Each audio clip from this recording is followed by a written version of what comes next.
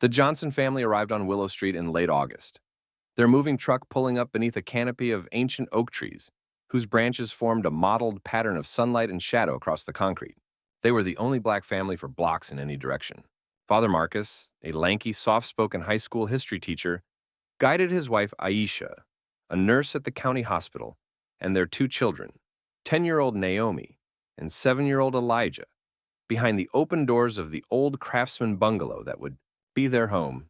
Paint peeled from the exterior trim, and the lawn was stenched with dry leaves and neglected flower beds, but inside was a blank canvas, wide planked hardwood floors, a cheery but tired sunroom, a back deck overlooking a concrete patio. For Marcus and Aisha, Willow Street represented not only practical proximity to their jobs, but also the possibility of upward mobility. They had spent years saving for a home in the suburbs. Now, as the school year prepared to begin, they arrived bursting with hope. School district rankings indicated excellent scores. Property values had recently ticked upward, and they could taste a future for their children free from the cramped apartment where they had scraped by for years. That first afternoon, a neighbor draped over a folding lawn chair, 2 houses down, a gaunt man in his 50s named Mr. Beckett, leaned forward on his spindly legs as he spat tobacco into the gutter. He squinted at bundles of boxes being carried into the house. Marcus, wiping sweat from his brow, greeted him with a tentative wave. "Good afternoon," he called. "We just moved in. I'm Marcus Johnson, and this is my wife Aisha and our children." Mr. Beckett nodded only once, his dark sunglasses reflecting the midday light. He opened his mouth, cleft cleaving his face into 2 chips of weathered wood, and said, "I hope you know this neighborhood doesn't need any new faces. We keep things the way they've always been." He spat again. You folks remember that." The words carried a menace that made Aisha's fingers tremble. Marcus forced a polite smile and said, "Thank you for letting us know. We're looking forward to being part of the community." Mr. Beckett looked at him as though assessing an insect's health, then turned and drew a thick line down his drive with the toe of his work boot. As the Johnsons resumed carrying boxes into the sunlit entryway, Naomi glanced up at her father, wide-eyed. "But Dad, why did he say that?" Marcus knelt and hugged her. "Some people get nervous when things change. But I promise you we'll find our place here." Aisha joined them, brushing a curl of hair from Naomi's forehead. "Let's unpack and settle in," she said quietly, though inside her chest tightened like a fist. That evening, as dusk tinted the sky lavender, small clusters of neighbors emerged from porches and stoops to inspect the newcomers. Mrs. Carter next door, a woman in her 70s with pale skin and a wire-frame walker, shuffled over to the fence. "I see you've painted our mailbox red," she said to Aisha, whose recent touch-up had brightened the chipped post. "That color doesn't match the rest of the street." Aisha turned around, wiping her hands on her jeans. "I thought red would be cheerful, but if it's a problem, I can change it." Mrs. Carter narrowed her eyes. "Don't fuss over what I say. People have their preferences. I hope you'll be considerate." Clean inside and out, the Johnsons tried to apologize, though their throats felt raw. By nightfall, both children lay in mismatched beds, Naomi on a top bunk in the smaller bedroom, Elijah in a toddler bed down the hall, listening to the groan of cars rolling past on the asphalt. Their dreams were laced with whispers of, "You don't belong," echoing the shift of guilty consciences that came with displacement and prejudice. It was their first night in this new house, and the lullaby humming of cicadas outside could not soothe the tremors running through them. In the days that followed, the Johnsons discovered that the neighborhood's undercurrent of unease ran deeper than haphazard opinions. On Monday morning, Marcus donned his crisp tie and walked to Ridgefield High School to begin his first year as a 10th grade world history teacher. Aisha headed to the county hospital for an evening shift.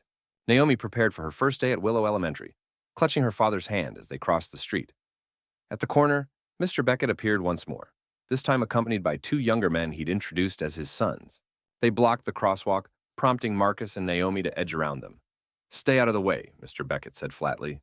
"This is our block." Naomi stared up at her father, confused tears pooling in her eyes. Marcus pressed on, escorting her to the schoolyard where clusters of students gathered. He kissed Naomi's cheek and told her to have a good day.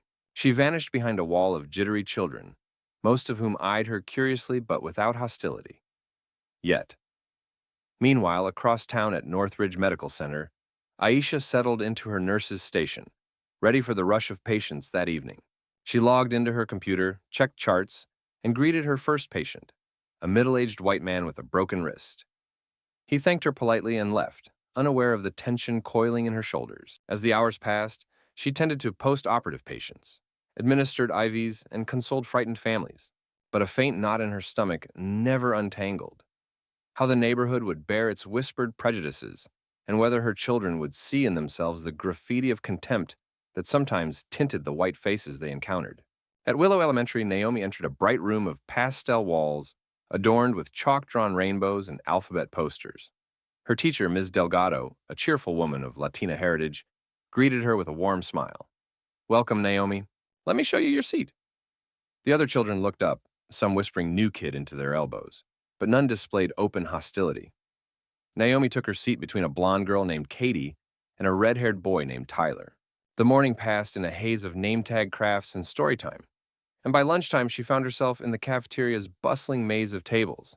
She carried her lunch tray, peanut butter and jelly sandwich, apple slices, carrot sticks, and searched for a spot that felt safe. Then she saw a girl with curly brown hair and brown skin, an African-American girl named Monique, waving at her from a seat near the window. Relief welled in her chest. She slid onto the glossy bench and dug into her lunch. Monique leaned forward and said, "My mom says if someone bothers you, you can tell me.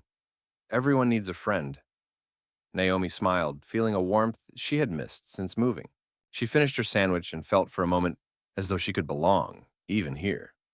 Meanwhile, back on Willow Street, the undercurrent continued to bubble. A group of angry parents circulated a petition demanding that the Johnsons relocate, claiming property values would plummet with the arrival of a black family. Flyers appeared on mailboxes warning about crime. The local neighborhood watch posted an anonymous online comment: "Don't let those people poison our children."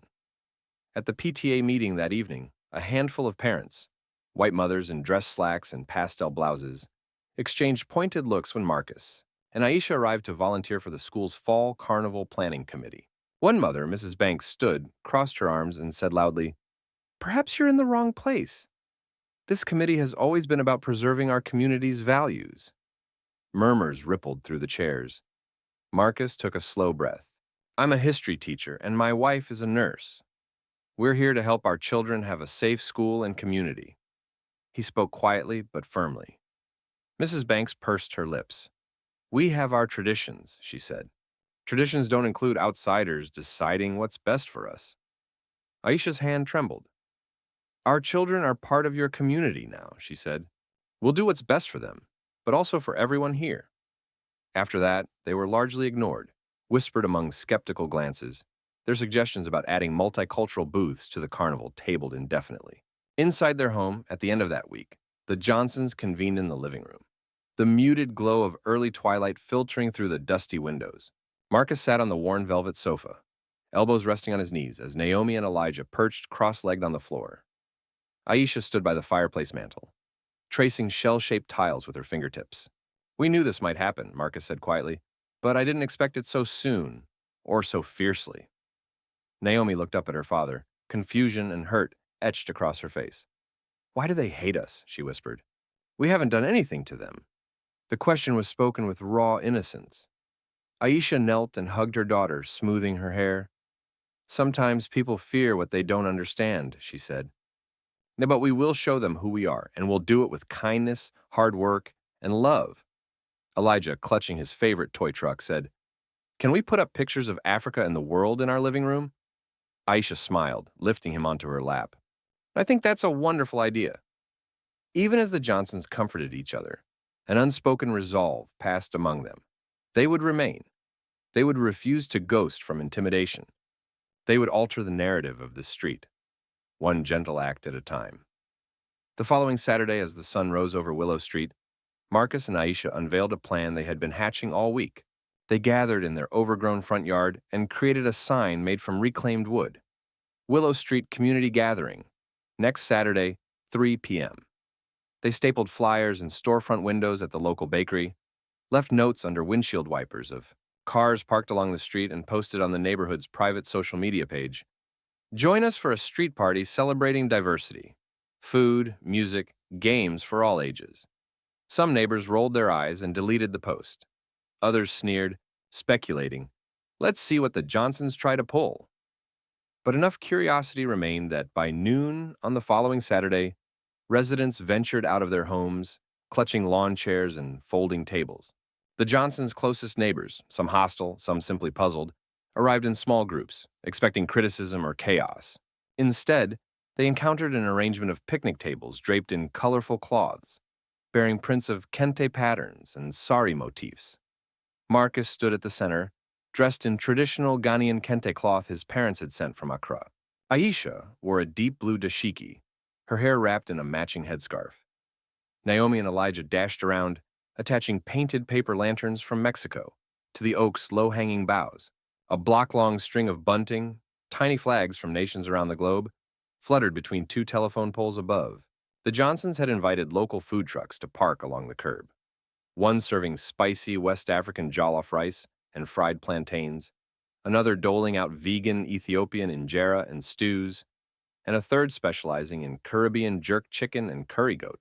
The scent of cinnamon and coriander wafted through the air, mingling with the aroma of fresh-baked bread and caramelized onions drifting from Mrs. Livingston's famous bakery a few houses down, where she had offered to fry sweet donuts at the Johnsons' request. A set of portable speakers played a curated playlist of Afrobeat, salsa, bhangra, and R&B, fading into the background as neighbors gathered to drink sweet mint tea and sample dishes they had never tried. A steel drum band from 2 blocks over, composed of rowdy teenagers whose parents had been skeptical of the Johnsons, found themselves dancing in the street, their laughter rising like sparks into the late afternoon sky. Some neighbors remained skeptical. Mrs. Carter peered from behind her lace-curtained window, wringing the arms of her cardigan. Inside, Mr. Beckett paced in his living room, buffing his vintage car through the picture window, brow knotted. The Johnsons' direct neighbors, the Beckett sons, stood at the periphery of the crowd, arms crossed, watching as people tasted unfamiliar foods, clapped along to Polly Ann's calypso rendition of Bob Marley's One Love, and exchanged stories. Mrs. Banks hovered at the edge of the festivities, her arms folded, but when marinated skewers of suya, Nigerian beef kebabs, passed before her, she paused, inhaled the smoke-tinged aroma, and gingerly bit into one. Her eyes widened. "This is good," she said, as though surprised to find herself enjoying something her heart had initially resisted. Later, as polyrhythms from a Congolese drummer filled the air, she found herself bobbing her head in time, despite her previous reluctance. The Johnsons mingled among their neighbors, offering tastes of homemade okra soup and sweet plantain fritters. Aisha guided Mrs. Carter to a seat near the jollof rice table and said, "Mrs. Carter, I remember you said red wasn't your favorite color. I baked some red pepper-hued pastries today. I hope you'll give them a try." Mrs. Carter raised an eyebrow but took a cautious bite. Her eyes softened. "You make things taste better than this community's gossip line," she quipped, eliciting a chuckle from Aisha. Over in the sun-dappled lawn, Marcus watched as his students, both white and black, danced together, arms linked, performing a traditional Ghanaian Adawa dance taught by Ms. Abdul, a visitor from the local cultural center. He saw Monique, who attended the same elementary school as Naomi, showing a group of younger kids how to clap in rhythm with the beat. Marcus realized then that his history textbooks, which once showcased only battles and borders, paled in comparison to the living archives unfolding before him. Each drum stroke, each shared plate of food, each hesitant handshake dissolving centuries of suspicion into a moment of genuine connection. As evening approached, the sun dipped lower, painting the street in golden hues. Strands of solar-powered lanterns flickered to life, illuminating faces that had once been shuttered behind curt windows. The steel drum band transitioned to a soulful rendition of "Lean on Me," and neighbors formed a circle singing in harmony. Even Mr. Beckett emerged, leaning on his cane, offering a stiff nod of approval. When the last verse faded, a hush settled, broken only by the hum of cicadas. Marcus tapped the microphone he had borrowed from the church down the street. "Thank you all for being here," he said, voice firm but gentle. "When we moved here, we expected resistance. Instead, we found curiosity, kindness, and, most importantly, open hearts. This street belongs to all of us, and today we proved that our diversity is our strength. We hope you'll carry the spirit of this gathering forward. Share stories, share food, share music, and keep your minds open. Together, we can build a place where no one is asked to leave simply for who they are." Applause rose in tidal waves, echoing against the houses that now felt more like homes. A woman near the back said softly, "I never knew I could feel so proud of our block." Marcus felt warmth bloom in his chest. The moment had crystallized into something lasting. In the weeks that followed, Willow Street began to transform. A few mailboxes, once identical white posts, were painted with cheerful colors and simple motifs. A sunflower, a maple leaf, a pair of intertwined hearts. Some neighbors planted flower beds bursting with marigolds, zinnias, and daisies. A small lending library, an old repurposed mailbox decorated with African wax print fabric, appeared near the Johnsons' fence, stocked with cookbooks from around the world and novels by diverse authors. Each weekend, someone organized a block brunch at the Johnsons' house. Scrambled eggs with chorizo, injera topped with spiced lentils, pancakes drizzled with maple syrup. Children, once uncertain of one another, raced scooters up and down the sidewalk, trading stories about school projects and soccer practices. The Johnsons' kids no longer flinched when they saw familiar white faces. Instead, they smiled and waved, anticipating spontaneous invitations to join a pickup game of basketball or a mid-afternoon playdate with lemonade and brownies provided by the Johnsons themselves. Over time, Mr. Beckett's weathered expression softened into something resembling peace. He sat on his front porch swing most mornings, sipping coffee as neighbors passed by. One day he called out to Marcus, who was planting basil seeds along the curb. "That basil's going to take root," he said, nodding at the tiny green shoots. Marcus smiled and replied, "It will. And bring delicious pesto next summer." Beckett managed a small smile. "I'll look forward to it." On the opposite end of the street, Mrs. Banks, once so resistant, organized a garden club that met in her backyard every Wednesday, dedicating a plot to sunflowers and another to kale. She invited Aisha to demonstrate how to prepare collard greens, citing that she had never tasted them cooked properly until now. Aisha showed her the subtle art of sautéing with garlic, onions, and smoked paprika. Mrs. Banks took a bite and sighed. "I never knew greens could taste this comforting," she winked. "I think these might become a staple." One crisp autumn Sunday, the city's Mayerford, an annual family fair, rolled into the neighborhood gymnasium. Willow Street's booth stood out among rows of other local community tables, a banner reading, "Celebrate Culture on Willow Street." Photographs of the block party hung like a mosaic, and volunteers passed out samples of spiced lamb kebabs and chapati alongside miniature churros doused in cinnamon sugar. Families from other neighborhoods stopped by, curious about this thriving microcosm of unity. A reporter questioned Marcus about how a single block could defy the racial tensions that so often gripped urban areas. Marcus replied, "We found that when you let people share a meal, share a song, share a laugh, they realize they're not so different after all. It's easier to love someone when you remember they're not a stereotype. They're your neighbor, your friend, your child's classmate." Aisha added, "It doesn't take much to bridge a divide, just a willingness to see each other's humanity, one plate at a time." By the end of the school year, children who once asked Naomi and Elijah to leave them alone now sought their friendship. In classrooms where implicit bias had once shaped assumptions, teachers referred to the Johnsons' block gatherings as examples of community building. Principal Martinez at Willow Elementary invited Marcus to lead a diversity workshop for staff.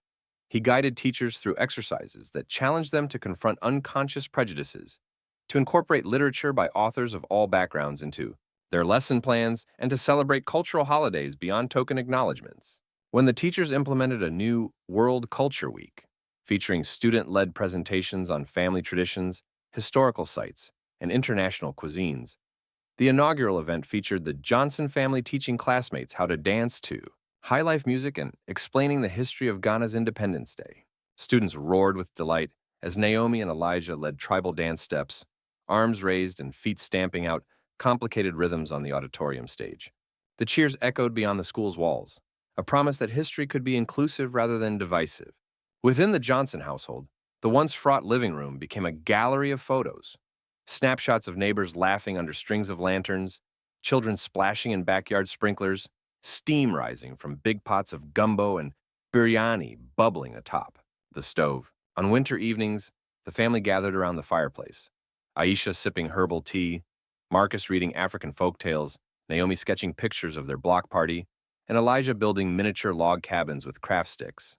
They often reflected on how a few tense words from Mr. Beckett or Mrs. Carter had seemed insurmountable at first. but they had chosen perseverance over intimidation, generosity over resentment. Each small act of collaboration, a shared potluck, a friendly wave at sunrise, a borrowed can of sugar, had chipped away at the foundations of suspicion, revealing a new pillar: mutual respect. 2 years after the Johnsons first arrived, Willow Street was unrecognizable from that day when Mr. Beckett had traced a hostile line in the driveway. Instead of division, there was shared laughter. Instead of exclusion, there was reciprocal invitation.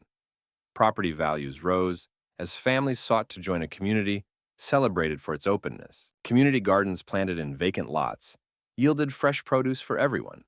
A spontaneous book swap appeared beneath a repurposed bus stop shelter, stocked with cookbooks, biographies, and graphic novels. One evening in late spring, Marcus stood on his front porch wearing a blazer and tie. He was receiving a local award for community service and watched as cars and bicycles traversed the block, parked at the curb for the ceremony.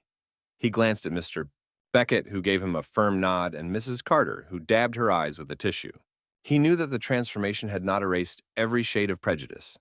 Old habits lingered like scuffed footprints on a new floor, but that the community's trajectory was now unmistakable, toward a mosaic of belonging. At the ceremony, the Mayerford, wearing a ribboned sash, called the Johnsons forward alongside neighbors who had become close friends. Mrs. Banks, Mr. Beckett's younger son Malik, now studying engineering at the local college, Ms. Abdul from the Cultural Center, and a dozen other Willow Street residents. She presented Marcus with a plaque, in gratitude for fostering unity, understanding, and celebration of diversity on Willow Street 2021. As applause rang out, Aisha stood beside him, Naomi and Elijah shyly peeking from behind their mother's legs. Tears glistened in Aisha's eyes. Marcus caught her hand and gave it a gentle squeeze. In the crowd, Mr. Beckett wiped a tear from his weathered cheek, and Mrs. Carter dabbed at her eyes with a quivering smile.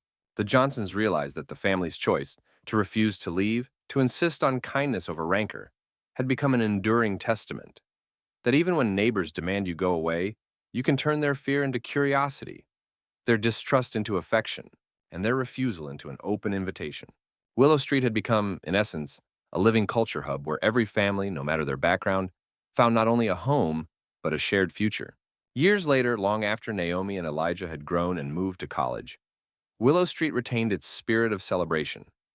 The pavilion built on the vacant lot at the corner hosted an annual international food festival. Flags flew each season from 14 nations. Children toured miniature replicas of global landmarks. Across from the Johnson bungalow, a bronze plaque bore the inscription, "Dedicated to the Johnson family, whose resilience and generosity transformed a street of division into a world of unity." The plaque sat beneath the old oak tree where Naomi once hung paper lanterns. Aisha and Marcus, now retired, he writing local history books, she volunteering at a multicultural health clinic, walked hand in hand beneath its branches. They paused before the plaque, recalling the fear they once felt, the intimidation they once endured. They smiled, knowing that they had done more than secure a future for their children. They had laid a foundation for each family that followed, showing them that when neighbors demand you leave, you stay, you share, and you gather. In doing so, you turn the quiet resistance of wary hearts into the thunderous applause of communal joy, transforming a simple street into a living, breathing hub of culture and connection.